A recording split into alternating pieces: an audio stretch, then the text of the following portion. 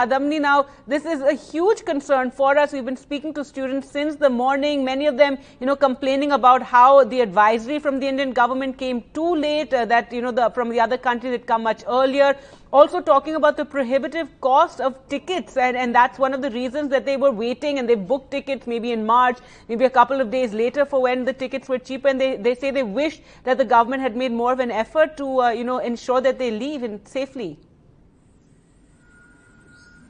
Right, Gargi. Since the day Indian Embassy in Kyiv had issued the first advisory, we have been hearing angry voices from students. They were angry that other nations had given advisories much more in advance, and also that the price of the tickets are too high. Even one-way ticket is double the price it usually costs, around 60,000 rupees. And there are many students who come from middle-class, lower-middle-class families who cannot actually afford to do this to and fro as the situation demands. So they are obviously quite angry about it. But now there is another advisory where the embassy in Kyiv is telling the students, all the Indian nationals, to stay put wherever they are, not to go out and follow the advisories closely.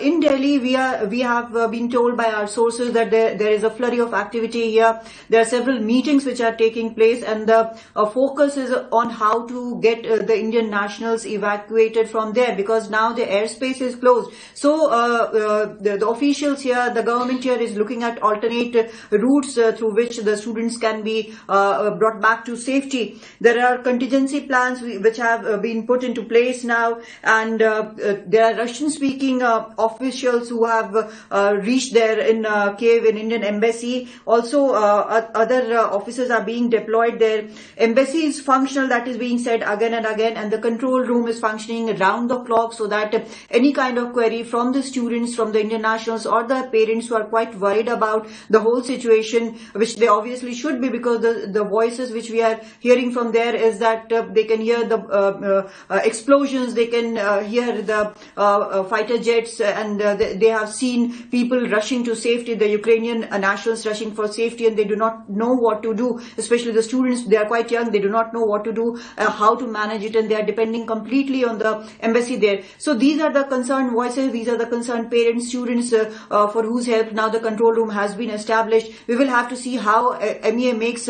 arrangements for all these students, and the numbers are huge. It is almost 20,000. Whether all of them would be wanting to coming back or to stay somewhere close in some safer place is still to be seen. As earlier when we were talking to the foreign ministry, we were told that not many students are keen to come back. So we will have to see how many students actually get evacuated from Ukraine, how many stay put in safety there, and what alternate routes the government is able to arrange for these nationals, Indian nationals, Gargi. Is there a possibility of an alternate route? Because we did speak to one, a person whose brother and sister were both there in Ukraine, and he had gone to the MEA. He'd spoken to some IFS officers, he claimed, and he said that he was told they were trying to work out some sort of a road route from Ukraine to evacuate the students. Is that something you're hearing?